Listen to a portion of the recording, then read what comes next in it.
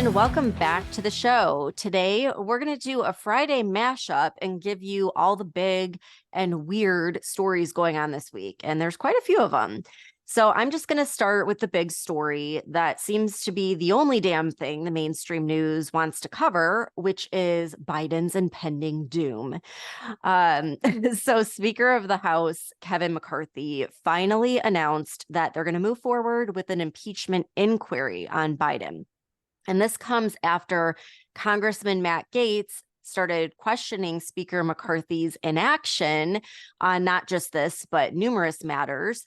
And of course, the mainstream news is repeating the same rehearsed line, which is that there is no evidence whatsoever that Biden was involved in Hunter's business dealings, which of course is like total bullshit. And Tara, it totally brings me back to memories of my childhood with Bill Clinton saying, I did not have sexual relations with that woman. And here they're like, Biden did not have business relations with Hunter. And But there of was course, evidence for both.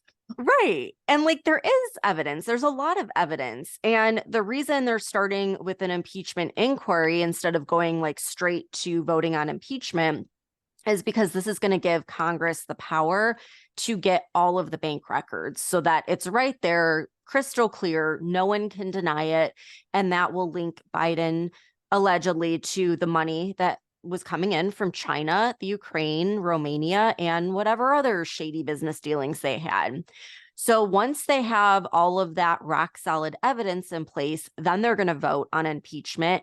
And when you have undeniable evidence in black and white, like it's going to put Democrats in a situation where if they vote against it, which they probably will because they all band together, they're going to have to explain like why they ignored evidence that's right in their face of a president dealing with bribery. And this was hilarious. So Newsmax reported that they received a letter from the White House that presumably went to all the media outlets saying it's time for news outlets to amp up scrutiny on the impeachment inquiry. So, yeah, if anyone still questioned whether the government was pushing propaganda, there's your proof. And Newsmax even posted the full letter for everyone to read. And what sucks about the whole thing is I feel like no matter what happens, there's not going to be a satisfying outcome. It's like if they do end up impeaching him, then we have to deal with Kamala until the election. If he dies before he's impeached, then there's no justice that's really served. So I don't know, Tara, about you, but like I feel like I will not be satisfied until I see people go to jail, preferably the Cobb Mafia in orange jumpsuits. Yeah, like there really doesn't seem to be any kind of positive outcome here. And I don't even think it's like a lesser of two evil situations because, well, Kamala. So we're just going to be stuck with either this bumbling geriatric dementia ridden puppet because I mean the diversity hire looks good on paper. It's the VP, right? But even the libtards know that she's entirely useless, and her word salad gibberish is nothing but like fodder for social media memes. So, but honestly, like, does any of this even matter? Like, no, the Cobb Mafia is pulling the strings as usual. They're going to find a way to either use this opportunity to get rid of both Biden and Kamala, and they'll put their preferred person in power, or they're going to distract us with some, new manufactured crisis to conveniently delay the impeachment process until the elections. And then we'll have the same outcome, which is them putting their selected person in power. And so, like you, the only way I can even see any kind of justice playing out with this would be if the Obamas and the Clintons were taken out of the equation, put in those orange jumpsuits, and held accountable. But we also know that's not going to happen. No, that's never going to happen. The only person that they want to see in an orange jumpsuit is Trump, which leads me to Trump. And, we've all heard how Fani Willis brought RICO charges against 19 people, including Trump in Georgia. But what you may not have heard is that Georgia AG Chris Carr is fighting back. And this week, he filed RICO charges against 61 Antifa members who tried to stop an Atlanta police training center from being constructed by committing acts of terrorism. And Tara, do you remember? Like, I think we talked about this on an episode, like way back when it happened. Yeah. And I guess they took interstate funding to finance their activities. And so he's filing charges. And like, this is the action that needs to be taken. I'm so sick and tired of Republicans having no backbone while the Democrats just play dirty left and right. So it's nice to see someone that's actually taking action and trying to do something about this. Yeah, and it's funny how like the ACLU is all up in arms about this, and they're calling it targeting people who disagree with the government and treating protesters and community activists like an organized crime ring. And I read an article where a senior staff attorney at the ACLU stated, quote, "The right to protest is fundamental to our democracy if that dissent is patriotic. And we have a right to disagree and dissent with those in power and demand a better world." Patriotic dissent. Like, how can anyone not see the hypocrisy of the left? Like, I have 3 words in response to this, and that's January 6th, insurrection. And I'm saying insurrection with air quotes. And I mean, isn't this insane? Like, I guess I just forget that we live in bizarro world where like actual patriotic protests are code for domestic terrorism. And then on the flip side, burning, looting, and destroying shit is standing up for democracy. Like, I Yeah. just okay, but I'm gonna go off on a tangent. So let's switch gears because that will just like take me off into a different direction. So in other news, I know we frequently give updates on the migrant crisis in New York more than pretty much any other city or state. But Stephanie, it's like how you're obsessed with the Maui fires. I am obsessed with the train wreck that is New York City. And I liken it to when I watch 90 Day Fiance because that's a train wreck show. And I can't look away though, because it just gets more fascinating and ridiculous by the episode. And so that's basically what's happening in New York City. And you have the wheel of unaccountability that just goes around and around and around as Mayor Adams blames the Biden administration for the out of control migrant crisis, and the Biden administration blames Mayor Adams. And so last week, Adams gave a press conference where he called the influx of migrants a quote, financial tsunami. And he said that the migrant crisis is going to destroy New York City if the Biden administration doesn't do something about it and start providing aid. And so now this week, the Department of Homeland Security is claiming that Adams doesn't have an exit strategy for the thousands of refugees and asylum seekers that the sanctuary city openly embraces. And I mean, let's say they put them up in hotels and homeless shelters and school gyms and churches and police stations and where else? In the park? I mean, Yeah, they everywhere. have Right? like that tent city that they put Yeah. up. Yeah. And so, according to an article in the Daily Mail, a Department of Homeland Security employee apparently called it not an operationally sound effort. And yeah, like that's what we've been saying for a very long time on this podcast.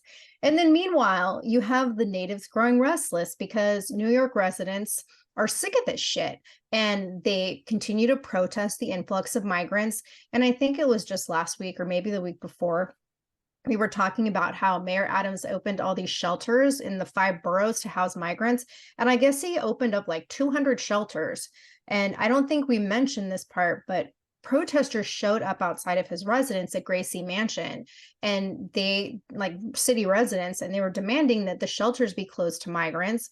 And, you know, fights took place and punches were thrown. And of course, the people who were in support of Americans over migrants were called Trump supporters.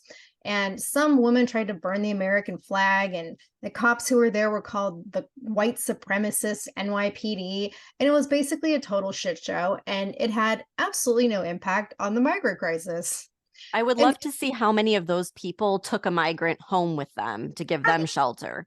yeah, exactly. Or let them camp out in their yard. Yeah. But speaking of cops, sometimes I truly miss being a cop. And then I read stories like the one I'm about to tell you about. And then I think like, nope, I'm good. So earlier this week, Mayor Adams announced that New York City is going to be cutting overtime pay for police officers in order to pay for the migrant crisis. And it's not just for cops, it's also firefighters, corrections officers, and sanitation employees. And I guess all of these departments were told that they have to submit an overtime pay reduction plan and start tracking it every month. And oh, there's a hiring freeze that's part of this plan as well. So, the head of the Police Benevolent Association, Patrick Henry, told the Washington Post that it's basically going to be impossible for NYPD to reduce their overtime unless their staffing crisis is resolved, because they're still currently thousands of officers short and they don't have anywhere near the adequate personnel to effectively police the city. And honestly, I don't know how any NYPD cops are still working at this point, except I think they negotiated a pretty decent contract back in April that gave them a fairly significant raise. But I'm sorry, this is a slap in the face for all public safety personnel. And they're all basically being told that housing illegal migrants is more important than supporting the men and women who risk their lives every day to protect the city. Meanwhile, Mayor Adams calls cops when these migrants show up at his house. Then he wants the support Yes. of, the police and everything else. Like if I were them, I'd be like, sorry, we're not coming to back you up, Adams. Like screw Yeah, all him. our shifts are over and we don't have overtime. Exactly. Well, speaking of New York, I was seeing all these posts on TikTok about Kathy Hochul, who is the governor of New York, wanting to create quarantine camps, not just for COVID, but like basically for anything the government deems a public health risk, where they can basically do whatever they want to you. And I thought this was weird because I hadn't heard about this other than these posts I started seeing everywhere. So I looked it up and actually ended up watching the hearing that took place on September 13th.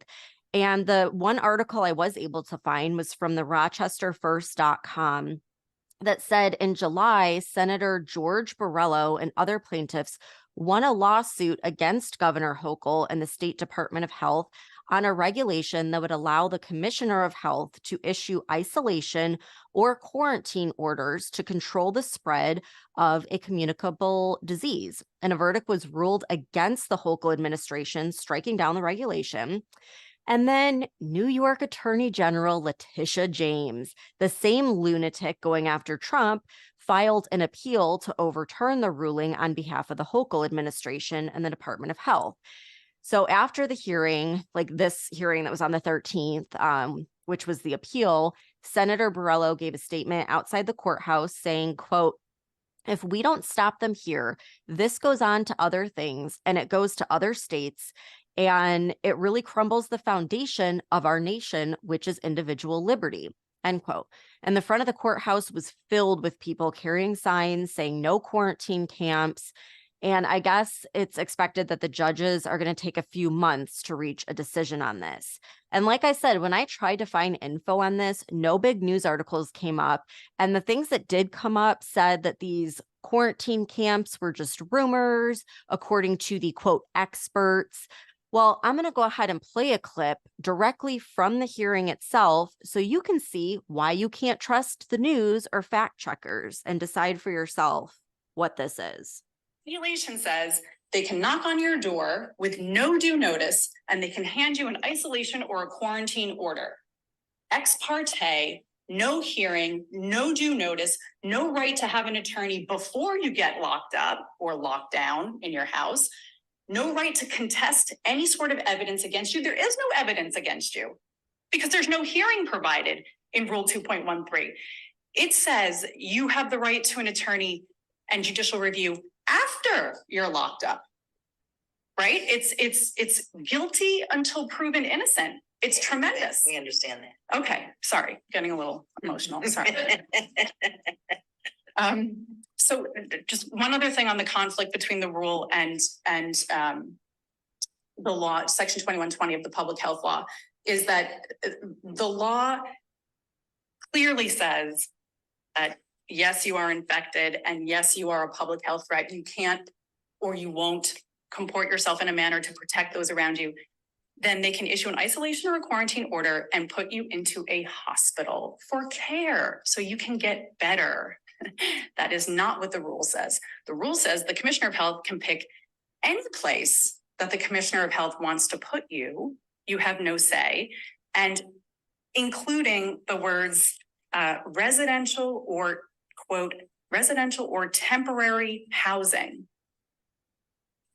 So it's a stark contrast to our law, which we've had for 70 years, which sets out the policy that our legislature carefully weighed the rights and the concern of the government and then came up with this law. So that's what I wanted to say on. Tara, that sounds freaking scary. A lot like quarantine camps to me, that they can just take you away to wherever they want without any evidence or reason. And if you contest it, you're screwed. Like, it sounds like if you don't comply, they can do whatever they want with you. And I feel like this is totally being set up to attack conservatives that won't get the vax or quarantine. Yeah, and you know who's not going to be housed in these quarantine camps in New York? I'm going to guess the illegal asylum seekers who are like bringing these communicable diseases across the border and spreading throughout New York City in the first place, because it would just be so unconstitutional to violate the non-existent rights of non-citizens who are here illegally, and we only violate the rights of American citizens who don't comply with the leftist agenda, and that's where the real problem lies. And speaking of problems, Stephanie, I know we just did a climate-related episode, but I cannot resist bringing up this story. So, have you heard the latest move from the Biden administration that they are proposing to tackle pollution and climate change through the use of giant vacuums? No, haven't heard that one yet.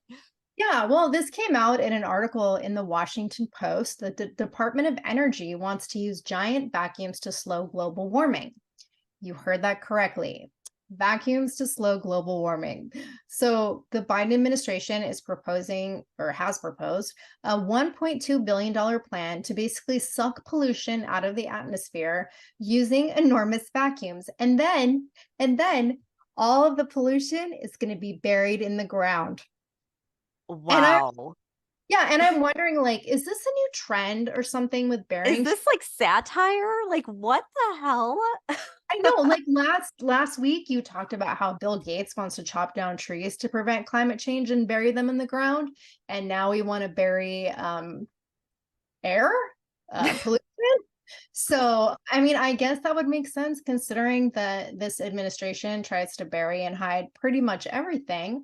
But in all seriousness, after doing a little bit of research, I'm really not sure what I think about this because it's kind of interesting, but I also feel like burying contaminants in the ground really isn't the best idea. I mean, Sounds like that would just pollute the water. right, because yeah, it's going to seep up from the ground, isn't it? But apparently, this is a process called direct air capture, or DAC. And the technology is coming from two of the nation's largest oil and gas producers. And one of them has already leased over 100,000 acres near the Gulf Coast to start this project. And I read an article in this publication called The Cool Down. And it said the plan is to pump pollution sucked from the air back deep into the ground and nullify its ability to cause warming while simultaneously pushing out oil without contributing additional pollution to the atmosphere. And eventually, the goal is that these giant vacuums are going to help create net zero fuels. And reportedly, scientists think this is a potential way to keep the planet from overheating. And who is quickly becoming one of my favorite people to make fun of, Department of Energy Secretary Jennifer Granholm told CNBC that there are hubs being built in Texas and Louisiana that could theoretically remove more than 2.2 million tons of pollution from the air every year, which she said is like, quote, taking nearly 500,000 gas-powered cars off the road. And apparently this idea is trending with some of the biggest companies in the world. I read in a publication called The Street that shipping giant Amazon is on board, and they're vowing to remove 250,000 metric tons of carbon from the atmosphere over the next 10 years. And Amazon is going to be investing $2 million from its climate pledge fund to invest in a startup company using this technology. And in a recent press release this past Tuesday, Amazon claimed that, quote, carbon captured under this agreement will be stored deep underground in saline aquifers, which are large geological rock formations saturated with salt water. And the press release also stated that with DAC technology, filtered out CO2 can also be used to create products like concrete, bricks, and cement. And then in addition to Amazon, Microsoft is getting in on the game, and they're going to be working with another company to buy carbon removal credits. And their aim is to remove 350,000 tons of carbon from the atmosphere at a predicted cost of more than $200 million. So Stephanie, what is your take on this? Okay, first of all, I would love to hear the conversation between these oil companies and Jennifer Granholm. Like, yeah, okay, so the government, you go ahead and give us billions of dollars and we will suck the CO2 out of the air with a vacuum and use it to push out more oil. And she's like, really? Great. Yeah. That's how that conversation probably went. But I think like in order to buy into this, you have to first buy into the whole idea that CO2 is a pollutant in the first place and that it's bad for the environment. And I don't. Like, I think instead of spending billions of dollars on a giant vacuum that like this, it's just hilarious. Why not just plant more trees? Right? Mhm. Like trees are natural air purifiers. They'll absorb the CO2, they'll clean the oxygen. Like, I don't understand why this isn't more of a thing right now for all these CO2 warriors. Because we're going to chop down the trees and bury them in the ground. I mean, it's like we're living in the twilight zone. And I'm sorry, but anything that Biden or Jennifer Granholm are involved in, or God forbid, Bill Gates and Microsoft, then no, like I don't think that's going to be a great idea based on their track record of horrible ideas that end up hurting us more than they ever help us. So yeah, I'm not going with that one. I do have a very strange story. There was the very first UFO congressional hearing ever in Mexico. And get this, they brought out two preserved alien bodies that are apparently 2,000 years old. They have 3 fingers on each hand and elongated heads. And they're really tiny. And I am telling you, they look exactly like E.T., like the movie E.T. Exactly. And then the creepy part is they're saying that they like x-rayed these things and showed that one of them had eggs inside of it. I think the whole thing is BS. Like, I really do. Like, I think this is 100% a fear tactic, or like, I don't know, just to kind of like get us off of everything else happening in the world, like maybe part of this Project Bluebeam or something. And it's just like what bothers me is I feel like they keep trying, right? Like they tried COVID to make us afraid and like that quit working. So then they tried climate change and like, oh, the world's going to end because of climate change. And then like that didn't really work. No one's afraid of it. And so now they're literally rolling out aliens that look just like the cute little alien on ET.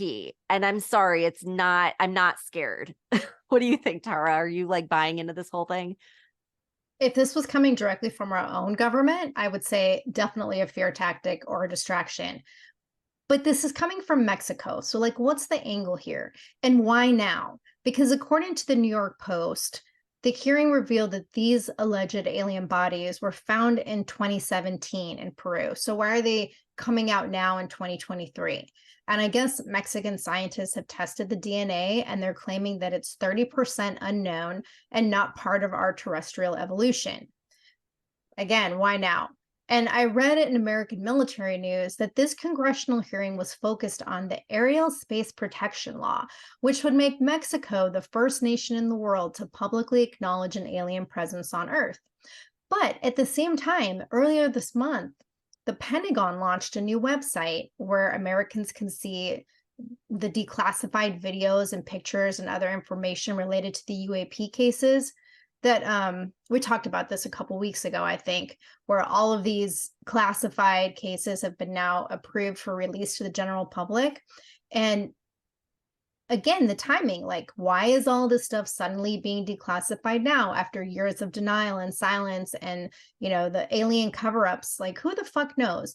And if anything, like, I can see how this might all just be part of the plan by the Biden administration, because like you said, COVID wasn't really working. The climate change thing, like, it's a half-ass. Some people are falling for it. And so maybe this is the last resort. Maybe the alien invasion is like the last resort if all the other manufactured crises that they're planning just don't work. Yeah. Yeah. I think you're asking a really good question of like, why now? All these hearings, all these whistleblowers, like everything just happens to be coming out now. And like the government used to laugh when someone would suggest aliens, but now like all of a sudden they're going to take it seriously. I just tend to question it. And like you said, especially coming from the Biden administration, these were from Mexico, but the timing is just strange. So I don't know. We'll keep an eye on it and we'll keep everyone posted. If they are real, I want one. Like that, it was adorable. Looked like a little ET. So that's our Friday mashup of all the stuff going on in the world right now. And we will be back here on Monday with more updates.